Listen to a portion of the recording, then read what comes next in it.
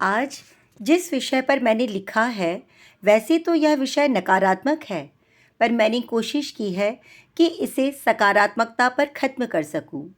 तो कविता का शीर्षक है अवसाद। ये शब्द सुनते ही ऐसा नहीं लगता मानो कोई बड़ी दलदल हो और हम उस दलदल में फंसते जा रहे हैं।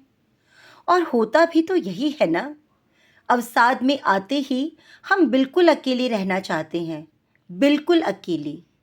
ना कोई साथी, ना घर वाले, बस बंद कमरा, कमरे के कोने में अंधेरे में बैठे हम और हमारे दिमाग की जद्दोजहद, उधेड़-बुन कि मुझसे कोई प्यार नहीं करता, मैं किसी काबिल नहीं, किसी को मेरी भावनाओं का ख्याल नहीं, मेरी वजह से यह सब बुरा हुआ है, उसने मुझसे ऐसा क्यों कहा, मेरा क्या दोष था, मैंने उसे ये जवाब क्यों नहीं दिया, मेरे जीने का कोई मतलब नहीं है, मैं मर भी जाऊं तो किसी को कोई फ़र्क नहीं पड़ेगा। ऐसे तमाम ख्याल दिमाग में गुत्थम गुत्था करते रहते हैं। ऐसा लगता है दिमाग फट जाएगा और अंत में अपनी मौत का भयानक कदम। एक पल को भी हम अपने इस मैं और मेरे से उबरकर देख ही नहीं पाते, महसूस ही नहीं कर पाते कि मैं के अलावा भी दुनिया में हम हैं, किसी का सहारा है, किसी का प्यार है, किसी की परवाह है, कितनों की जिंदगी हमसे जुड़ी है।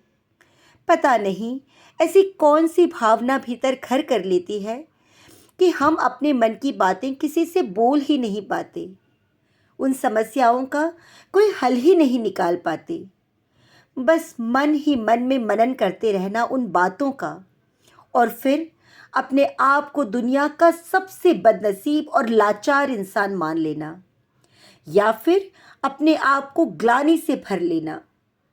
इस मैं के दायरे में कैद होकर हमने अपने जीवन को जैसे बांध लिया हो।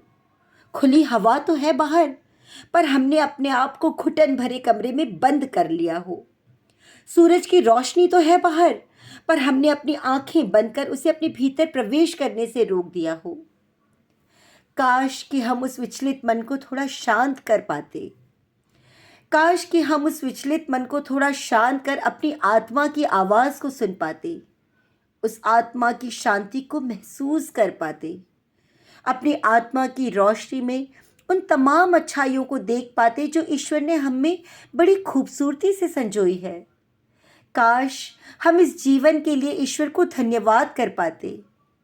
काश इस जीवन का कुछ ऋण तो हम दूसरों को प्रेम और खुशियां देकर चुका पाते। ज़रूरत है तो बस बांटने की, ज़रूरत है तो बस बांटने की, चाहे वो अपने भीतर की पीड़ा हो, प्रेम हो, क्रोध हो, दया हो या फिर ईर्ष्या हो, उसे बाहर निकाल देने की, ताकि इन सब के बोझ से हमारी आत्मा ना बोझिल हो, जिसे न जाने कितने वर्षों का सफ़र तय करना है। क्यों ना हम उस आत्मा को प्रेम और संतोष से इतना हल्का कर लें कि वो सीधे परमात्मा में विलीन हो जाए और हमें इस भवसागर से तराकर ईश्वर के घर के किनारे तक ले आए, ईश्वर के घर के किनारे तक ले आए।